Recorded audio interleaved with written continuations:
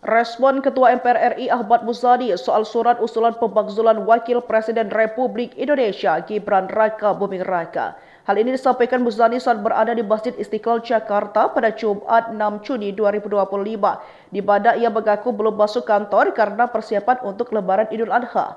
Diketahui surat pemakzulan Wakil Presiden Gibran Raka Buming Raka telah sampai di meja Ketua MPR RI Ahmad Muzani. Namun ia mengungkapkan bahwa dirinya belum melihat surat usulan pemakzulan Wakil Presiden Republik Indonesia Gibran Raka Buming Raka, di mana ia mengaku belum masuk kantor karena persiapan untuk Lebaran Idul Adha. HNW mengungkapkan bahwa surat tersebut ditunjuk kepada Ketua MPR RI periode 2024-2025. Oleh karena itu, ia menunggu arahan Muzani mengenai kapan surat ini akan dibahas. Menambahkan bahwa rencana untuk melakukan klarifikasi kepada Forum Purnawirawan Prajurit TNI juga bergantung kepada keputusan Ketua MPR RI. Lebih lanjut bahwa MPR RI juga menunggu adanya usulan dari DPR RI terkait pembahasan surat pemakzulan Gibran.